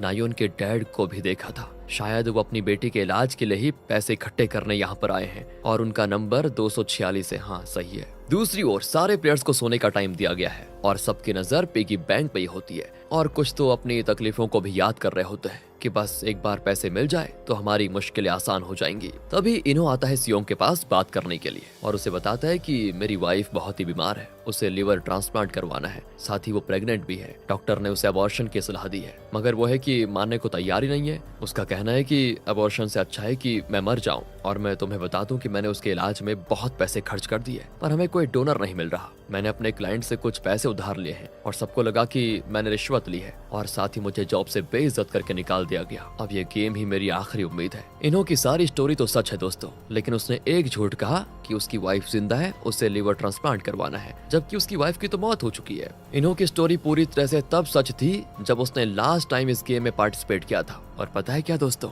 इन्होंने अपने टाइम के स्क्विड गेम को जीता भी था मगर फिर पता नहीं क्या हुआ कि वो फ्रंटमैन बन गया और अब वो फिर से सियोंग के साथ गेम खेलने को भी आ गया। पता नहीं क्या है, आगे पता चलेगा। इधर अभी तक प्लेयर्स के मर जाने पे जिनमें थोड़ी जान बची होती है उसके ऑर्गन्स को पिंक गार्ड्स निकाल कर बेचने का धंधा कर रहे होते हैं मगर जिन भी प्लेयर्स के सर पे सीधे गोली लगी जा रही थी वो तो तुरंत ही मर गए थे और सर्जरी रूम तक आते आते उनके ऑर्गन्स कोई काम नहीं कर रहे थे, तो इसीलिए बस जिनमें जान थी उन्हीं के ऑर्गन्स को बेचा जा रहा था और सर पे गोली गार्ड नंबर 11 ही मार रही होती है और इसीलिए उसे ऑफिसर अपने पास बुलाते हैं और ये ऑफिसर ब्लैक कॉस्ट्यूम पहना करते हैं दोस्तों। वो नियोल से कहते हैं कि मैंने तुमसे कहा था ना कि मेरे काम में टांग मत अड़ाना, तो नियोल उसे उल्टा जवाब देने लगती है। तब ब्लैक ऑफिसर कहते हैं कि भूल गई, 7 साल पहले मेरी नजर तुम पे पड़ गई थी जब तुम एक बहुत ही घटिया सी हॉस्पिटल के गंदे से बेड पे जिंदा लाश की तरह पड़ी हुई थी। एक स्नाइपर राइफल से पूरी टीम को खत्म करके नॉर्थ कोरिया से साउथ कोरिया पहुंच गई एक जाबाज सोल्जर की तरह। तुम्हारी हालत देखकर मुझे तुम पे रहम आ गया और तुम्हें जिंदा रहने का मैंने एक चांस देने का सोचा। न्यूएल कहती है कि मैं इसके लिए आपके शुक्रगुजार हूँ पर मैं अपना ड्यूटी सही से कर रही हूँ। ब्लैक ऑफिसर कहते हैं कि तुम्हें डर है ना, ये खबर फ्रंटमैन यानी लीडर तक पहुंच गई तो क्या होगा, मगर फिक्र मत करो, मैं हूँ ना, मैं सब संभालूंगा। तुम जब आई थी तो तुमने कहा था मेरा बच्चा नॉर्थ कोरिया में छूट गया है, उसे पाने के लिए मैं कुछ भी कर सकती हूँ, ये कहा था ना तुमने, पर तुम बदल गई हो। इस पे न्यूएल कहती है कि मुझे अच्छे से याद है जब मैं आपसे मिली थी तो आपने कहा था मेरा काम होगा जिंदगी से हारे हुए लोगों को मारकर उन्हें मुक्ति दिलाना। तब ऑफिसर कहते हैं कि वो लोग तो ऐसे भी मरने वाले हैं और अगर हम उनके ऑर्गन से किसी को जिंदगी दे सकते हैं तो इसमें बुराई क्या है। अब दोस्तों मेरी बात ध्यान से सुनिए, यहाँ पे कुछ क्लियर नहीं हो पाता कि अगर न्यूएल ने अभी अभी ज्वाइन किया है तो फिर ये 7 साल पहले का चक्कर क्या है। क्या पहले भी न्यूएल यहाँ पर काम करती थी और बीच में उसने छोड़ दिया था क्या? इस सवाल का जवाब होपफुली हमें आगे मिल जाएगा। अब यहाँ थोड़ा जून को देख लेते हैं। ये जाता है पुलिस स्टेशन जहाँ चीफ जून पे काफी गुस्सा करते हैं कि तुम तो अचानक रिजाइन देकर गायब हो गए थे, तुम्हें पता भी है तुम्हारी नौकरी बचाने के लिए मुझे बॉस से कितनी मिन्नतें करनी पड़ी। जून कहता है कि आपका डांटना हो गया हो तो आप मेरी बात भी सुन लीजिए प्लीज। चीफ कहते हैं कि बिल्कुल नहीं, मैं तुम्हारी मिस्ट्री आइलैंड वाले किस्से में शामिल होना ही नहीं चाहता, मगर जून उनसे रिक्वेस्ट करता है तो चीफ जून की बात सीधे अपने बॉस से करवा देते हैं। बॉस जून से कहते हैं कि तुम्हें किसी अच्छे साइकेट्रिस्ट की जरूरत है बेटा। जून कहता है कि सर मैं सच कह रहा हूँ, यहाँ सिर्फ सियोंग की जान खतरे में नहीं है बल्कि सैकड़ों लोगों की जान खतरे में है। बॉस कहते हैं कि तुम्हारी पूरी स्टोरी मैंने सुनी है पर बिना सबूत के मैं तुम्हारी कोई हेल्प नहीं कर सकता, मुझे कोई भी एक्शन लेने के लिए सबूत की जरूरत होगी। चीफ तुम इसका इस्तीफा मंजूर कर लो, ये पागल हो गया है और ये ठीक नहीं होने वाला। तब चीफ बॉस के पीछे ये कहते हुए भागता है कि सर मैं खुद इसे अच्छे से साइकेट्रिस्ट के पास लेकर जाऊंगा। वहीं जून कॉल करके चोई को बताता है, अरे चोई को भूल तो नहीं गए दोस्तों, किम का साथी याद होगा आपको। तो कॉल करके जून चोई को बताता है कि यार इन्होंने हेल्प देने से मना कर दिया है। चोई कहता है मैंने तो पहले ही कहा था ये पुलिस वाले किसी के सगे नहीं होते, हमें खुद ही कुछ करना होगा। तो जून कहता है कि हाँ हम 2 टीमें बंटकर उस आइलैंड को ढूंढेंगे तो शायद आइलैंड जल्दी मिल जाएगा। आज तेज बारिश हो रही है इसलिए आज तो कुछ किया नहीं जा सकता, अगले दिन देखेंगे। दूसरी ओर दोस्तों यहाँ सेकंड गेम हो जाता है शुरू। सबसे पहले सियोंग को ही शेप चूज करने को कहा जाता है और उसका देखा देखी सभी ट्रायंगल चूज कर लेते हैं, मगर जब वो देखता है कि ट्रायंगल के अंदर तो अलग से ढेर सारे ट्रायंगल बने हुए हैं तो सियोंग की हालत खराब हो जाती है। ऊपर से बाकी के प्लेयर्स उस पे चिढ़ने लग जाते हैं कि तुम्हारे हिसाब से ये इजी शेप है क्या, तुमने तो हमारी वाट लगा दी। मगर तभी सियोंग की नींद खुल जाती है और उसे पता चलता है कि ये तो बस मेरा बुरा सपना था। खैर दोस्तों सुबह हो जाती है और कुछ ही देर में गेम शुरू भी होने वाला है, मगर उससे पहले ही जाती है एमजी क्वाइन के पास और उसका सूजा हुआ चेहरा देखकर कहती है अच्छे लग रहे हो। एमजी ही को वहाँ देखकर चौंक जाता है और कहता है तुम भी यहाँ पर आई हो? तो ही कहती है कि तुम्हारे कहने पे मैंने भी अपने पैसे क्रिप्टो में लगाए थे। एमजी पूछता है कि तुमने अबॉर्शन तो करवाया है ना? तो वो कहती है कि नहीं। अब एमजी उसको डांटने लगता है कि तुम पागल हो, तुम्हें मैंने कहा था ना अबॉर्शन करवा लेना। ही कहती है तुम चिंता मत करो, तुम्हें बाप का फर्ज नहीं निभाना होगा, मैं अपने बच्चे के लिए खुद ही काफी हूँ। ओहो, तो अब लगता है दोस्तों ये दोनों पहले गर्लफ्रेंड बॉयफ्रेंड थे और प्रेग्नेंट करने के बाद एमजी ने ही से रिश्ता तोड़ दिया, मगर वो अपने बच्चे को इस दुनिया में लाना चाहती है और ये गेम जीतकर उसको एक बढ़िया लग्जरी लाइफ देना चाहती है। आइए सेकंड गेम की बारी में आपका स्वागत है और स्पीकर से इंस्ट्रक्शन दिए जाते हैं कि ये गेम एक टीम गेम है। 10 मिनट में 5-5 प्लेयर्स की टीम बना लीजिए। टीम गेम का नाम सुनकर सभी समझ जाते हैं कि गेम बदल दी गई है, ये डलगुना गेम नहीं है। इस बात से बहुत सारे लोग सियोंग का मजाक उड़ाते हैं कि हाँ, बड़ा आया था बताने वाला, बड़ी बड़ी बातें कर रहा था और अब देखो इसने जो गेम कहा था वो गेम है ही नहीं, कोई और ही गेम है। सभी लोग इसके बाद अपने अपने ग्रुप में ताकतवर लोगों को शामिल करने की सोचते हैं ताकि उनके जीतने के चांसेस ज्यादा हो जाएं। ही के पास एमजी आता है और कहता है कि तुम्हें मेरे साथ रहना चाहिए। यहाँ लोग स्ट्रॉन्ग लोगों को ही अपनी टीम में ले रहे हैं, एक प्रेग्नेंट लेडी को कोई अपनी टीम में नहीं लेगा। मगर ही को जब हॉस्पिटल में एमजी ने अकेला छोड़ दिया था तभी उसने फैसला कर लिया था कि मेरे लिए एमजी मर चुका है, इसीलिए अब वो उसकी कोई मदद नहीं लेना चाहती। वो जाती है सीधे सियोंग के पास। उसकी टीम में सियोंग, इन्हो, देहाओ, जनबे और एक नया लड़का आया होता है, पर तभी ही उन्हें बताती है कि मैं प्रेग्नेंट हूँ, कोई मुझे अपनी टीम में नहीं ले रहा। तो ये लोग उसको ले लेते हैं अपनी टीम में, मतलब इस तरह से एडजस्ट कर लेते हैं दोस्तों। जल्द ही टीम सेलेक्ट करने का टाइम खत्म हो जाता है और सेकंड गेम का नाम अनाउंस किया जाता है, 6 लेग पेंटाथलन। दोस्तों यहाँ थोड़ा नाम में प्रोनाउंसिएशन में गलती हो सकती है, इसको थोड़ा देख लीजिएगा। टीम के सारे प्लेयर्स के पेयर आपस में बंधे होंगे। हर 10 मीटर के बाद एक पड़ाव होगा जिसमें टीम का एक मेंबर एक मिनी गेम खेलेगा, जिसे जीतने पे ही टीम आगे जाएगी। और मिनी गेम्स में होंगी लद्दाखजी, फ्लाइंग स्टोन, गोंगी, स्पाइनिंग टॉप और जेगी। जीतने के लिए आपको 5 मिनट में पांचों गेम जीतकर फिनिश लाइन क्रॉस करना होगा और हर मिनी गेम में टीम के अलग अलग प्लेयर्स को खेलना होगा। ऐसा नहीं चलेगा कि कोई एक ही मेंबर सारे गेम खेल ले। ये सुनकर जंगबे कहता है कि अच्छा हुआ हमने अपनी टीम में ही को ले लिया, वो लड़की है तो गोंगी खेलना तो जानती होगी। मगर ही कहती है कि मुझे नहीं आता। तो जंगबे का मुंह खुला का खुला रह जाता है। तब देहाओ कहता है कि मैं अपनी बहनों के साथ बड़ा हुआ हूँ तो मुझे गोंगी खेलना आता है। इसके बाद सभी बातें करने लग जाते हैं कि मैं किस गेम को अच्छे से खेल सकता हूँ वगैरह वगैरह। ही कहती है कि मैं दादाक जी अच्छे से खेल लूंगी, क्योंकि स्टेशन पे जब सेल्समैन ने मेरे साथ वो गेम खेला था तब भी मैं बहुत बार जीती थी। जंगबे फ्लाइंग स्टोन खेलने को तैयार हो जाता है। इसके बाद सियोंग इन्हो से पूछता है और तुम? तो इन्हो कहता है कि मैं तो कोई सा भी गेम खेल लूंगा सियोंग। ये सुनकर सियोंग हैरान हो जाता है और कहता है कि तुम्हें मेरा नाम कैसे पता? तो वो झूठ कह देता है, मैंने शायद तुम्हारे दोस्त को तुम्हारा नाम लेते हुए सुना था। फिर ये दोनों आपस में बात करके डिसाइड करते हैं कि सियोंग जेगी खेलेगा और इन्हो स्पिनिंग टॉप। तो पहले टीम 1 और टीम 2 के साथ गेम शुरू की जाती है। तो बाकी की टीम आराम से बैठकर उनके गेम को देखते हैं और सोचते हैं कि हम इनसे बेहतर कैसे कर सकते हैं। ये सारे गेम तो बच्चों वाले ही हैं, मगर इतने प्रेशर में खेलने में सबकी हालत खराब हो रही है। कुछ लोगों की तो पतलून गीली हो जाती है और इन्हें देखकर बाकी लोगों की भी हालत और ज्यादा खराब। और इतना ही नहीं, कुछ ही देर में हारने वाली टीम को सबकी आंखों के सामने धाड़ धाड़ धाड़ गोलियों से छलनी कर दिया जाएगा। इसके बाद कुछ गार्ड लाशों को अपने साथ ले जाने के लिए आते हैं। वो खासकर नोटिस करते हैं कि कौन अभी पूरी तरह से मरा नहीं है, और जो मरा नहीं होता ना उसे वो जिस कॉफिन में रखते हैं उसमें एक मार्क बना देते हैं। मगर तभी गार्ड 11 कॉफिन खुलवाकर उसके सर पे गोली मारकर पूरी तरह से उसे मार देती है। ये देखकर ब्लैक ऑफिसर को गार्ड 11 पे बहुत ही गुस्सा आता है। एंड इसके बाद जिस टीम की बारी आती है उसे सब ने अपनी टीम में लेने से मना कर दिया था, क्योंकि उन्हें सब बहुत ही कमजोर समझ रहे होते हैं। तो इन कमजोर लोगों ने आपस में मिलकर खुद की एक टीम बना ली और इस ग्रुप की लीडर थी वही ट्रांसवीमन, जिसका नाम हयून था, और उसके साथ वो डरपोक सी लड़की मी। तो हयून उसे खूब मोटिवेट करती है कि तुम बहुत बहादुर हो, खुद पे यकीन करो, अच्छे से गेम में परफॉर्म करो। वहीं वो ओल्ड लेडी यानी योंगसिक की मॉम खुद को ही मोटिवेट किए जा रही होती है कि मैंने कोरियन वॉर में सर्वाइव किया है, मैं हारने के लिए बन ही नहीं हूँ। ये देखकर तो योंगसिक भी कहता है कि मैं अपनी बहादुर माँ का बहादुर बेटा हूँ। ये लोग तो कमजोर दिखते ही हैं, मगर जो साइकिक नियो थी ना वो हमेशा खुद को स्ट्रॉन्ग दिखाती थी, मगर अभी उसकी हालत बहुत ही खराब पड़ी हुई है। और जैसे गेम शुरू होने का अनाउंसमेंट होता है वैसे ही दोस्तों, सॉरी यार, एपिसोड 4 खत्म हो जाता है। तो अब 6 लेग पेंटाथलन गेम में बारी होती है सबसे कमजोर टीम के परफॉर्म करने की। इस टीम में ट्रांसवीमन हयून, डरपोक लड़की मी, चश्मेश योंगसिक और उसकी बूढ़ी माँ के साथ वो साइकिक नियो होती है।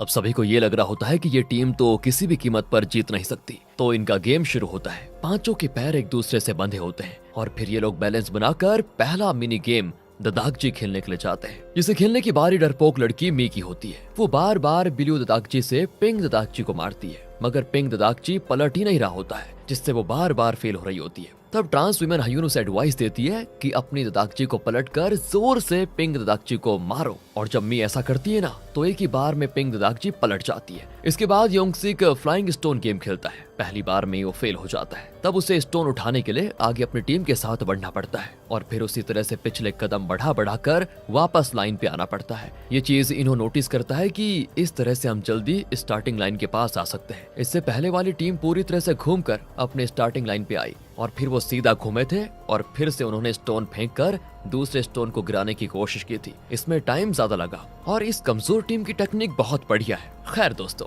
योंगसिक की मॉम उसको ये कहकर मोटिवेट करती है कि समझो वो स्टोन वो कमीना है जिसने तुम्हें जुई में धोखा दिया था। ये सुनकर योंगसिक खुन्नस में मारता है और वो स्टोन ठीक निशाने पे लगकर गिर जाती है, जिससे बाकी प्लेयर्स काफी एक्साइटेड हो जाते हैं कि वाह यार, ये कमजोर टीम तो काफी अच्छा परफॉर्म कर रही है, इनसे उम्मीद तो नहीं थी वैसे। फिर बारी आती योंगसिक की मॉम की गोंगी खेलने की। बचपन में उन्होंने ये गेम खेला था। इसमें 5 गोटी होती है, जिसे पहली बार में उछालकर 1 उठाना होता है, दूसरी बार में 2 को उछालकर 1 उठाना होता है, तीसरी बार में 3 को उछालकर फिर 1 को उठाना होता है, चौथी बार में 4 को उछालकर 5वें को उठाना होता है। इसके नेक्स्ट राउंड में एक ही बार में 2 गोली उठानी होती है। इस तरह करते करते लास्ट राउंड में दोस्तों उन्हें एक ही बार में 5 गोटी उछालकर उठानी होती है। अब योंगसिक की मॉम चौथे राउंड तक पहुंचकर गड़बड़ा रही होती है, तो उनका बेटा उन्हें यह कहकर मोटिवेट करता है कि सोचे मॉम, ये गोटियां नहीं बल्कि वही डायन है जिसकी वजह से डैड हमें अकेला छोड़कर उसके साथ रहने के लिए चले गए थे, और झपट्टा मारिए। ये मोटिवेशन काम कर जाती है दोस्तों और उसकी मॉम गोंगी भी जीत जाती है। फिर बारी आती है साइकिक नियो के स्पिनिंग टॉप गेम खेलने की। अब तक तो वो मी, योंगसिक और उसकी मॉम की बारी में खूब चिल्ला रही थी कि अरे तुमसे एक बच्चों वाला गेम नहीं खेला जा रहा। तब उसे हयून चुप करवा रही थी कि अरे ऐसा मत बोलो, वो नर्वस हो जाएंगे। पर अब अपनी बारी में जैसे तो उसको सांप सूंघ गया होता है, क्योंकि फर्श पर पिछले खिलाड़ियों के खून गिरे होते हैं, क्योंकि इसी लेवल पे आने के बाद टाइम अप हो गया था और गार्ड्स ने उन्हें गोलियों से छलनी कर दिया। नियो के तो हाथ ही कांपने लग जाते हैं। उसकी हाथ से बार बार टॉप गिर जा रहा होता है। 2-4 बार तक तो हयून बर्दाश्त करती है और उसे मोटिवेट करती है, मगर नियो भगवान से प्रे करने लगती है, यानी कि उसने हार मान ली होती है। और ये देखकर हयून को बहुत ही गुस्सा आता है। वो खींच कर नियो को 2 थप्पड़ जड़ देती है और कहती है अगर तुम ये गेम नहीं जीती ना तो गार्ड्स के मारने से पहले मैं तुम्हारी जान ले लूंगी। हयून ट्रांस वीमन थी दोस्तों, जो अभी पूरी तरह से वीमन बनी नहीं थी। उसमें अभी भी मर्दाना शक्ति थी। 2 थप्पड़ में ही नियो की नाक से खून बह जाता है। उसके होश ठिकाने आ जाते हैं और डर के मारे आखिरकार वो टॉप को सही से स्पिन कर ही लेती है। इसके बाद ये लोग बढ़ते हैं। अब आखिरी गेम खेलनी होती है। जेकी को 5 बार लगातार पैर से उछलना होता है बिना जमीन पर गिराए। हयून कहती है कि मैं ये तो कर लूंगी, पर सारे प्लेयर्स को दूसरी तरह देखना होगा, मैं आप लोगों के सामने परफॉर्म नहीं कर पाऊंगी। तब सभी उसका साथ देकर दूसरी तरफ देखने लग जाते हैं। गार्ड्स की नजरों के सामने हयून जेगी को 5 बार बड़े ही आराम से पैर से उछाल लेती है और फिर ये लोग साथ में फिनिश लाइन को क्रॉस करने के लिए आगे बढ़ते हैं। टाइम अप होने में सिर्फ 3 सेकंड्स बाकी होते हैं, मगर सही वक्त पे ये लोग क्रॉस कर लेते हैं फिनिश लाइन को। इनकी जीत से सारे प्लेयर्स बड़े खुश होते हैं, क्योंकि ये सभी को कमजोर लग रहे थे, लेकिन इन्होंने सबकी बोलती बंद कर दी। इसके बारे में तो किसी ने सोचा भी नहीं था कि आज ये लोग जिंदा बच पाएंगे, पर कहते हैं ना, अगर हिम्मत हो तो कुछ भी हो सकता है। और वैसे भी शायद इनके नसीब में आज मरना नहीं लिखा था, पर सबका नसीब इतना बढ़िया नहीं होता। एक के बाद एक टीम परफॉर्म करती है। कई सारे प्लेयर्स गेम जीतकर डॉर्म में चले जाते हैं, तो कई सारे प्लेयर्स गेम टाइम पे पूरा नहीं होने पर अपनी जान गंवा देते हैं। सबसे लास्ट में बारी आती है सियोंग की टीम की, और इनको चीयर अप करने के लिए कोई प्लेयर्स बचा नहीं होता। ग्राउंड में सियोंग की टीम के अलावा एक और टीम होती है, और बस गार्ड्स थे और कोई नहीं। सियोंग की टीम की ही ददाकजी को एक ही बार में पलटकर जीत जाती है। वहीं जंगबे भी एक ही बार में स्टोन को अपने स्टोन से हिट करके गिरा देता है, जिससे वो भी जीत जाता है। वहीं देहाव तो इतनी मस्ती में गोंगी गेम खेलता है कि लड़कियां भी शर्मा जाए। दरअसल ये सब उसकी सिस्टर्स की मेहरबानी थी। उनके साथ रहकर ही वो गोंगी में इतना एक्सपर्ट बन गया था। तो दोस्तों, इन्होंने लगातार 3 मिनी गेम जीत लिए थे और अब बारी होती है इन्हों के स्पिनिंग टॉप खेलने की। वो इतना दमदार आदमी है, सभी को लगता है कि ये तो आराम से जीत जाएगा और हमारे पास तो अभी बहुत सारा टाइम भी बचा हुआ है। लेकिन दोस्तों, इन्हों तो सारा मूड ही बिगाड़ देता है, क्योंकि वो टॉप को गलती से कभी इधर तो कभी उधर फेंक देता है। पर उसकी टीम वाले उसको हौसला देते हैं कि नहीं, अगले राउंड में तुम जरूर जीतोगे। पर जब इन्हों अपनी टॉप गलती से पीछे की ओर फेंक देता है तो उसकी टीम की उस पे से उम्मीद टूट जाती है। जब टॉप आगे स्पिन करना है तो कोई उसे पीछे कैसे फेंक सकता है। अब इन्हें उतनी दूर पीछे जाकर टॉप को लाना पड़ जाता है दोबारा। अब सिर्फ 1 मिनट बाकी होता है टाइम अप होने में, और अब तो इनो खुद भी फ्रस्ट्रेट होने लग जाता है। वो खुद को 2-4 थप्पड़ जोर जोर से लगाकर कहता है कि मुझसे ये हो क्यों नहीं रहा, पर खुद को मारने के बाद वो आखिरकार टॉप स्पिन कर लेता है। इसके बाद सियोंग जैकी गेम जीतकर जल्दी से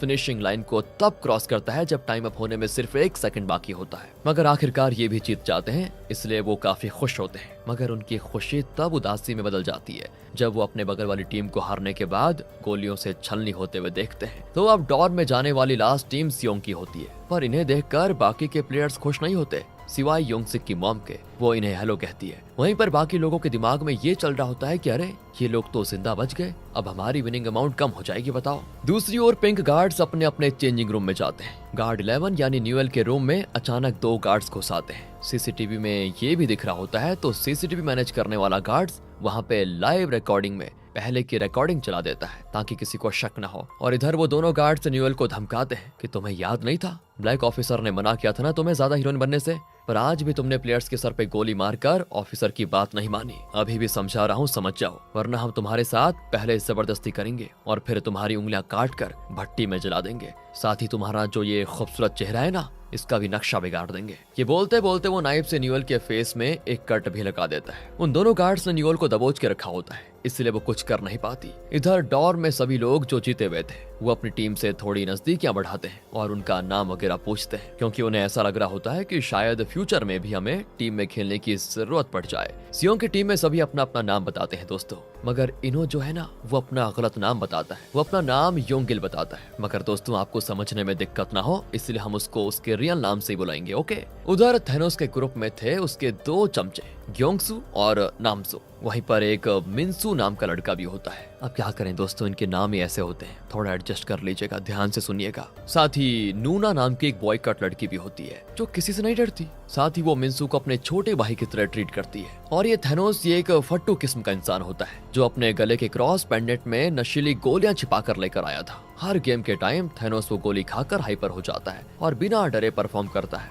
यानी कि बिना गोली के उसके बस का कुछ नहीं है। साथ ही योंगसिक के ग्रुप में योंगसिक की मॉम हयून से पूछती है कि गेम में तुमने हम सबको दूसरी तरफ देखने को क्यों कहा, जिसपे हयून शर्मिंदा होते हुए बताती है कि मैं पूरी तरह से अभी लड़की बनी नहीं हूँ, तो मेरे नीचे का भी सर्जरी हुआ नहीं है और जेगी गेम में वो विजिबल होता है, इसलिए मैंने सभी से दूसरी ओर देखने के लिए कहा और ज्यादा कोई वैसा सीरियस मैटर नहीं था। आगे गार्ड्स आते हैं और सबको जीतने की बधाई देते हैं और बताते हैं कि इस गेम में 110 प्लेयर्स एलिमिनेट हुए हैं और अब की प्राइज मनी बढ़कर 20.1 बिलियन वॉन हो गई है। साथ ही अब आपको ये डिसाइड करना होगा कि आप गेम को जारी रखना चाहते हैं या क्विट करना चाहते हैं। तो फिर वोटिंग की अरेंजमेंट की जाती है। बहुत सारे लोगों का मन होता है कि घर चले जाएं, लेकिन बहुत सारे लोग गेम को जारी रखना चाहते हैं। इस बार भी पिछली बार की तरह सियोंग सभी को समझाता है कि हमें क्विट करके निकल जाना चाहिए, जान है तो जहां है, मगर ज्यादातर लोगों के मन में पैसों का लालच होता है, इसलिए वोटिंग में मेजोरिटी लोग गेम को जारी रखने की मांग करते हैं। अब गार्ड्स के जाने के बाद डॉर्म का माहौल थोड़ा तनाव भरा होता है, क्योंकि ग्रुप के लोगों ने अनएक्सपेक्टेड चॉइस लिए थे। सियोंग के ग्रुप में इस बार इन्होंने तो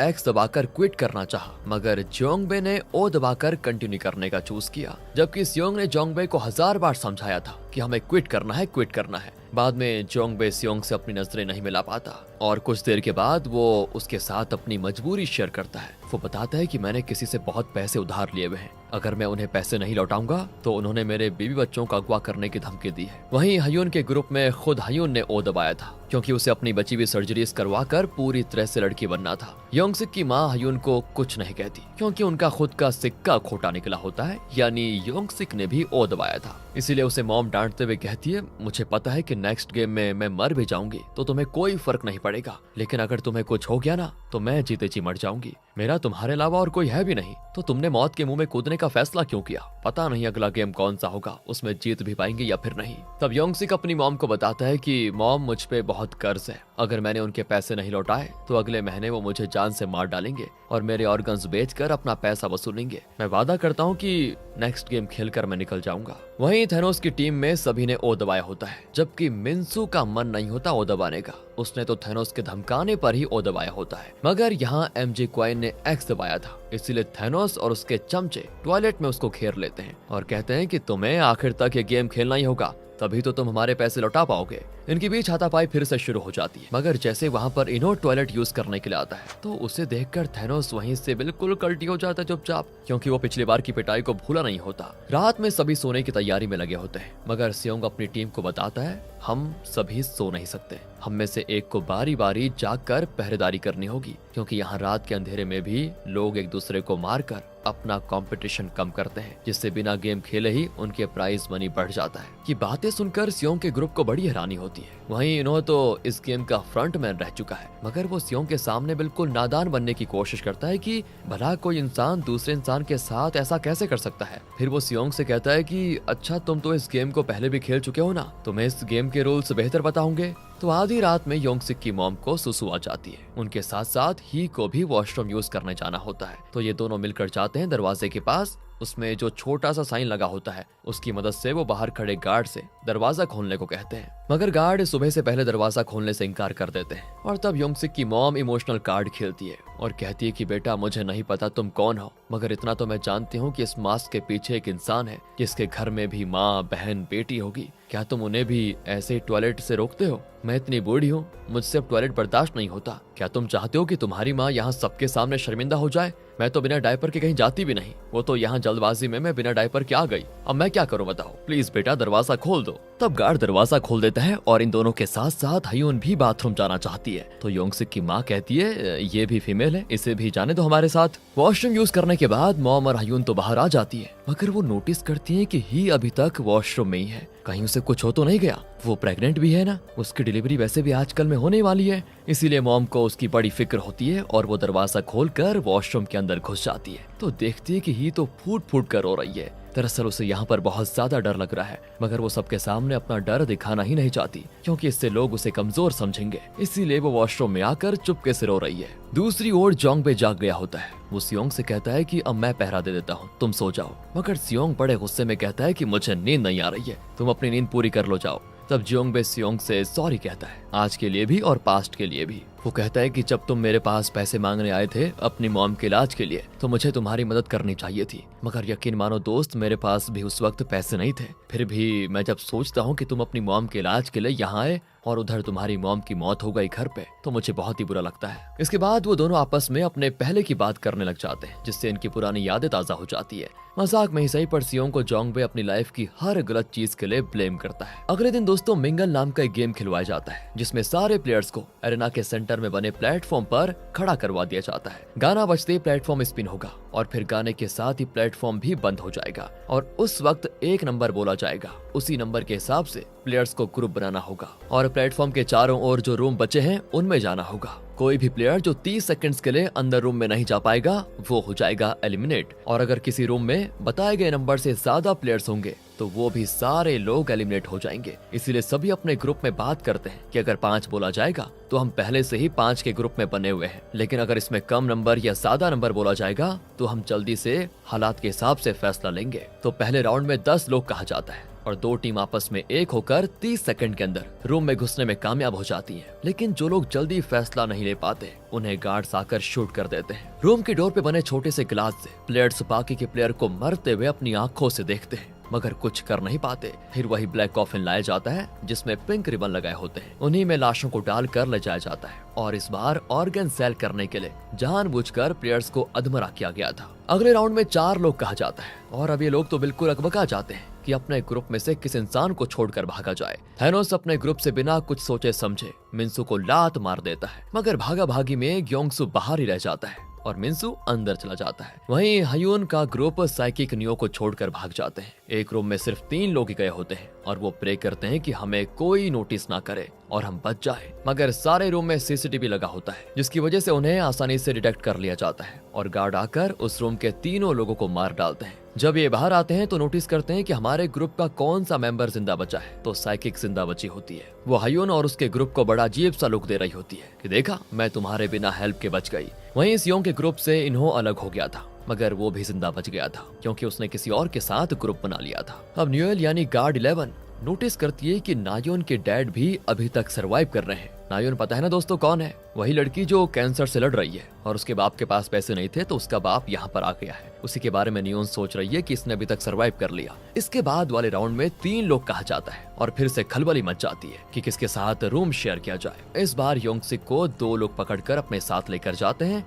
और उसकी मॉम बाहर ही छूट जाती है, जिससे योंगसिक रोने लग जाता है। उसे तो लगता है कि मैंने अपनी मॉम को खो दिया, मगर सियोंग मॉम को अपने साथ लेकर चला जाता है। इन्हो मॉम से पूछता है कि आपके बेटे ने आपको मरने के लिए छोड़ दिया क्या? जिस पे मॉम थोड़ा ऑफेंड हो जाती है और कहती है कि नहीं, ऐसी बात नहीं है, मेरा बेटा मुझसे बहुत प्यार करता है। वो तो सिचुएशन ही ऐसी क्रिएट हो गई कि मजबूरन उसे मुझे अकेला छोड़ना पड़ा। फिर जब ये बाहर जाते हैं तो मॉम नोटिस करती है कि ही और हयून की जान प्लेयर 246 ने बचाई थी, यानी कि नायोन के डैड ने। तो इस तरह से नायोन के डैड भी अब इनके करीब आ जाते हैं। वहीं योंगसिक अपनी मॉम को जिंदा देखकर रोने लग जाता है और वादा करता है कि माँ, अगले राउंड में चाहे जो भी हो जाए मैं आपका साथ नहीं छोड़ूंगा। अगले राउंड में 6 लोग कहा जाता है और इस राउंड में बहुत सारे लोगों के साथ डरपोक लड़की मी भी मर जाती है। दरअसल उनके ग्रुप में जबरदस्ती एमजी क्वाइन घुस गया था, जिसकी वजह से मी को इन्हें अकेला छोड़ना पड़ा। अब हयून तो गुस्से में एमजी क्वाइन का गिरेबान पकड़ लेती है कि तुमने ऐसा क्यों किया, तुम हमारे साथ आए क्यों? एमजी क्वाइन उल्टा कहने लग जाता है कि मैं नहीं आता तो तुम लोग मारे जाते। और दोस्तों अगले राउंड में जब प्लेटफॉर्म स्पिन होता है तो जोंगबे कहता है कि इस बार कितना नंबर आएगा, क्या लगता है? तो इन्हो बोल देता है कि 126 लोग बचे हैं और यानी टोटल 50 रूम है। इस बार 2 लोग कहा जाएगा, जिससे 100 लोग ही रूम में घुस पाएंगे और 26 लोग हो जाएंगे एलिमिनेट। और सही में दोस्तों 2 लोग ही कहा जाता है प्लेटफॉर्म रुकने पे। और इस बार कुछ ऐसा होता है कि जोंगबे ने अपने बुरे सपने में भी नहीं सोचा होगा। वो तो इन्हो के साथ एक रूम में घुस जाता है, मगर वहाँ पहले से ही एक आदमी ये सोचकर घुसा हुआ था कि जो भी आएगा उसमें से एक को घुसाकर मैं दरवाजा बंद कर लूंगा। मगर इन्हो और जोंगबे दोनों अंदर घुस जाते हैं। टाइम अप होने वाला होता है तो इन्हो उस आदमी का गर्दन मरोड़कर उसे मार डालता है और ये देखकर जोंगबे की तो हालत खराब, वो बिल्कुल सुन्न हो जाता है और मुंह से कुछ बोल तक नहीं पाता। उसे इन्हो अभी तक बहुत ही भला आदमी लग रहा था, मगर वो इतनी आसानी और क्रूरता से किसी की जान ले लेगा ये तो जोंगबे ने कभी सोचा भी नहीं था। पर राहत की बात यह है दोस्तों कि ये गेम का आखिरी राउंड था, इसीलिए सभी लोग अब वापस अपने डॉर्म में जाते हैं। उधर जून को दिखाते हैं, वो अभी तक अपने साथियों के साथ मिलकर मिस्ट्री आइलैंड की तलाश में होता है। वो ड्रोन वगैरह भी लेकर आया होता है, जिससे वो बिना किसी आइलैंड पे उतरे ड्रोन की मदद से अच्छे से पूरे आइलैंड को देख पा रहा होता है कि उसमें क्या क्या चीजें हैं। मछुआरे पार्क ने ड्रोन वगैरह और ये महंगे महंगे हथियार पहली बार देखे होते हैं, इसलिए उसे बड़ा ताज्जुब हो रहा होता है और वो जून और उसके साथियों से ढेर सारे क्वेश्चंस भी कर रहा होता है कि ये कैसे काम करते हैं, इससे क्या होता है, आपको ये कहां से मिले वगैरह वगैरह। कुछ देर के बाद ड्रोन से इनको एक आइलैंड पे एक खुफिया गेट दिखाया जाता है, तो जून अपने 2 साथियों को ये चेक करने के लिए भेजता है। मगर जैसे ही वो लोग वो खुफिया गेट खोलते हैं तो एक जोरदार धमाका होता है, जिससे जून के एक साथी की हो जाती है मौत और दूसरा हो जाता है जख्मी। इससे जून समझ जाता है कि गेम वालों ने हमारे साथ ही गेम खेल लिया, यानी उन्हें पता चल गया है कि हम मिस्ट्री आइलैंड की तलाश में हैं। मगर उन्हें ये बात पता कैसे चली, कहीं वो हमारा फोन वगैरह ट्रैप तो नहीं कर रहे? इसीलिए जून सभी से अपना फोन स्विच ऑफ करने को कह देता है। साथ ही पार्क कहने लग जाता है कि तुम्हारा साथी तो जख्मी हो गया, हमें इसे डॉक्टर के पास लेकर जाना चाहिए। जून कहता है कि पागल हो गया हो क्या, हमारे पास वक्त बहुत ही कम है और इसे वैसे भी ज्यादा चोट नहीं लगी है, मैंने इसकी बरम पट्टी कर दी है, ये आराम से रह लेगा, हमें बस अपनी तलाश को जारी रखना होगा, वैसे भी हमारे पास अब सिर्फ 2 ही दिन बचे हुए हैं। इधर डॉर्म में सभी लोग एक दूसरे से बातचीत कर रहे होते हैं कि कौन यहाँ पर रुकना चाहेगा और कौन जाना चाहेगा। एमजी क्वाइन आता है ही के पास और उससे अपनी पास्ट के बिहेवियर के लिए माफी मांगता है और कहता है कि तुम्हें तो पता है ना, मैं खुद मुसीबत में था, इसीलिए तुम्हारा साथ नहीं दे पाया था, मगर यहाँ से निकलकर हम एक नई शुरुआत करेंगे और फिर साथ में रहेंगे। इस राउंड में तुम गेम क्विट करने के लिए वोट करना। ही कहती है नई शुरुआत से तुम्हारा क्या मतलब है? तो एमजी क्वाइन कहता है कि अब गेम से निकलने पे शायद हम लोगों को 200-400 मिलियन वोन मिलेंगे, तो हम दोनों शादी कर लेंगे और हम दोनों के जो पैसे होंगे उसमें मैं अपनी उधारी चुका दूंगा और एक नया बिजनेस भी करूंगा।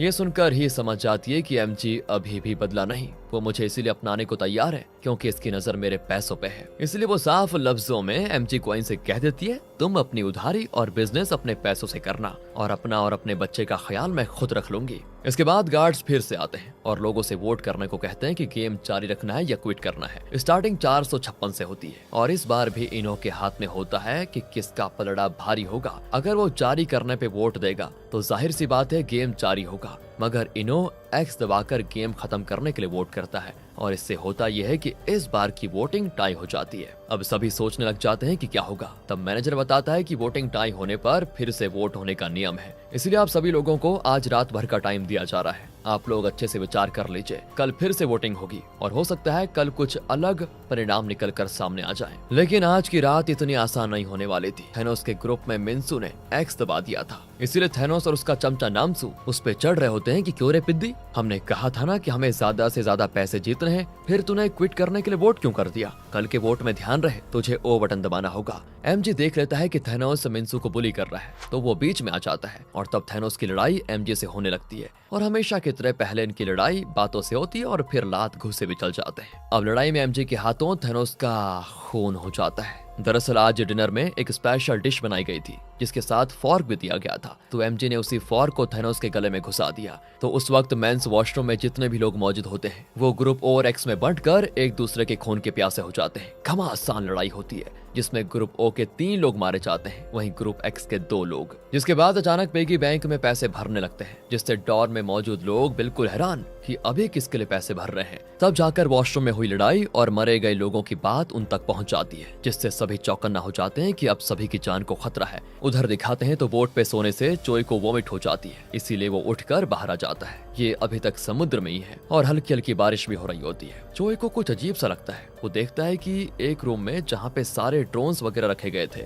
वहाँ पार्क ड्रोन्स के साथ छेड़खानी कर रहा है। वो पार्क को पकड़ता है कि क्या कर रहे हो, तो पार्क झूठ कहने लगता है कि मुझे नींद नहीं आ रही थी, तो मैं इन ड्रोन्स को देख रहा था ये कैसे काम करते हैं। वो क्या है ना कि मैंने लाइफ में कभी ड्रोन्स को देखा नहीं। फिर बातों ही बातों में वो उस रूम से बाहर निकलता है और चोई को बोर्ड से नीचे फेंक देता है। चपाक की आवाज को सुनकर जून का एक आदमी बाहर आता है और पूछता है कि कैसी आवाज थी ये। तो पार्क कहता है कि समुद्र में लहरें तेज हो रही है और मछली वाले डब्बे से टकरा रही है, इसीलिए उससे आवाज आ रही है। मैंने उसको सही से रख दिया है, अब आवाज नहीं आएगी, तुम जाओ आराम कर लो। लगता है दोस्तों पार्क का भी कुछ गहरा रहस्य है। इधर डोर में लाइट ऑफ होने से पहले सियोंग एक प्लान बनाता है और फिर उसे एग्जीक्यूट करता है। सियोंग ने अपने ग्रुप से कह के रखा हुआ था कि लाइट ऑफ होते ही ग्रुप ओ के लोग एक्स पे हमला करेंगे, मगर हमें छिप कर रहना है। ना तो हमें ओ ग्रुप को मारना है और ना ही एक्स वालों को बचाना है। एक हद तक की गेम वाले मारकाट को चलने देंगे, फिर वो बीच बचाव करने के लिए खुद आएंगे, क्योंकि वो नहीं चाहेंगे कि गेम बिना खेले ही कोई जीत जाए। इसलिए जब बीच बचाव के लिए पिंक गार्ड्स आते हैं तो सियोंग और उसके साथी गार्ड पे हमला बोल देते हैं और उनके गन्स वगैरह छीन कर उन्हें ही मारकर ढेर कर देते हैं। मगर वो एक गार्ड को जिंदा रखते हैं और उसे जान की धमकी देकर फ्रंटमैन तक ले जाने को कहते हैं। वो उन्हें ऊपर लेकर जाने लग जाता है। फ्रंटमैन का ऑफिस सबसे ऊपर होता है। ऊपर से और गार्ड्स भेजे जाते हैं और वो सियोंग की टीम पे हमला भी करते हैं।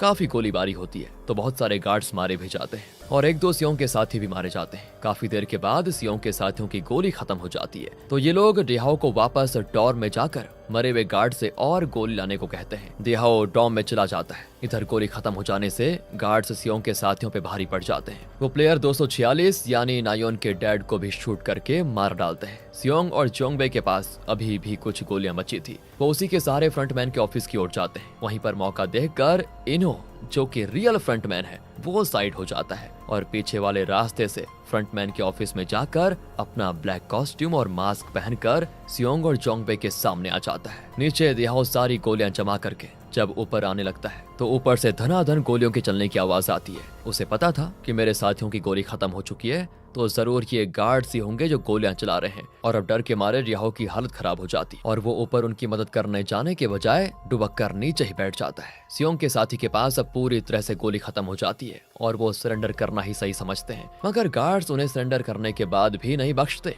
वो गोली से भून डालते हैं उन्हें, यानी ऊपर जितने भी प्लेयर्स गए थे वो सभी मारे जाते हैं। इसके बाद सीन फ्रंटमैन पे होता है शिफ्ट। वो सियोंग से कहता है कि देख लिया अपने हीरो बनने का नतीजा। सियोंग जानता था कि अब तो ये मुझे मार डालेगा, मगर फ्रंटमैन उसे मारने के बजाय उसकी आंखों के सामने उसके दोस्त जोंगबे को शूट करके मार डालता है, जिससे सियोंग अब सुन रह जाता है। उसने अपने आंखों के सामने अपने एक और खास दोस्त को मरते हुए देख लिया है और ये सब किसकी वजह से हुआ है? खुद सियोंग की वजह से। और फ्रंटमैन ने सियोंग को जिंदा छोड़ दिया था, पता नहीं क्यों। वो वापस अपने ऑफिस में चला जाता है और सियोंग के पास सिवाय चिल्लाने के कुछ नहीं होता।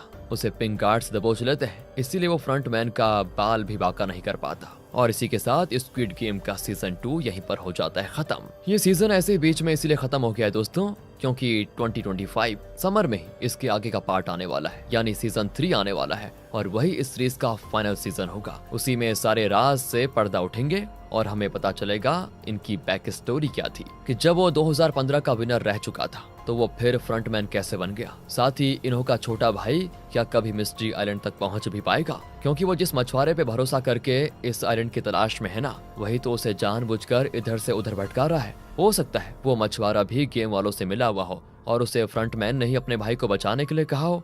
और जून की भलाई इसी में है कि वो गेम के क्रिएटर से दूर रहे। वहीं इस योंग ने जो फैसला किया था कि वो गेम बनाने और चलाने वालों को तबाह कर देगा और गेम ही बंद कर देगा, तो क्या वो अपने मकसद में कामयाब हो पाएगा या वो भी इस गेम का मोहरा बनकर रह जाएगा। पिछली बार तो वो लकी था कि विनर बनकर जिंदा बच गया, मगर इस बार क्या सियोंग ही विनर बन पाएगा या फिर कोई और बनेगा। साथ ही न्यूएल का क्या होगा, मतलब वही 11 नंबर वाली गार्ड। इन सब के जवाब मिलेंगे सीजन 3 में, तो इंतजार किस चीज का, सीजन 3 का यार और किसका। वीडियो अच्छी लगी हो तो लाइक कीजिए, चैनल को सब्सक्राइब। मिलते हैं आपसे अगली वीडियो में, ध्यान रखिएगा अपना। Thanks for watching.